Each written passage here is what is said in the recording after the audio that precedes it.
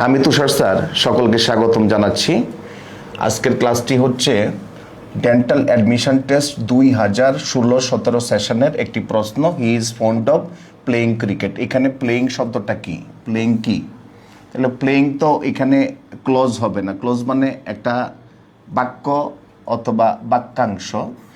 বাক্যাংশ তো বাক্যই, মানে একটা বাক্যের ভিতরে দুই বা ততোধিক বাক্য থাকলে সেটাকে বাক্যাংশ বলে।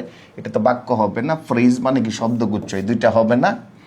ইরেগুলার ভার্ব কি? ইরেগুলার ভার্ব হচ্ছে ভার্বের বিভিন্ন ফর্ম থাকে, প্রেজেন্ট, পাস্ট, পাস্ট পার্টিসিপল। যেমন আমরা সবচেয়ে বেশি চিনি ইট, একটা শব্দ আছে খাওয়া, এটা এট, ইটেন। যখন প্রেজেন্ট, পাস্ট এবং পাস্ট পার্টিসিপল একটাও মিলবে না, সেটাকে বলা হয় ইরেগুলার ভার্ব।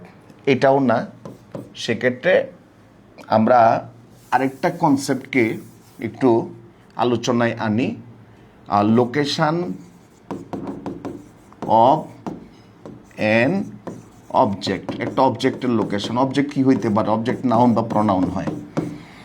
আচ্ছা, লোকেশনটা কি? ভার্বের পরে অবজেক্ট বসে এবং প্রেপোজিশনের পরে অবজেক্ট হয়।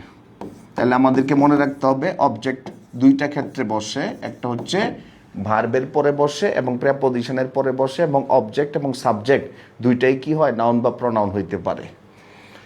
তাহলে এখানে এই যে প্রেপোজিশন আছে, প্রেপোজিশনের পরে প্লেয়িং আছে, সুতরাং এটা একটা অবজেক্ট নাউন।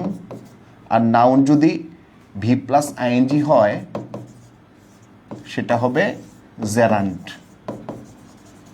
সুতরাং উত্তরটা হবে জেরান্ট।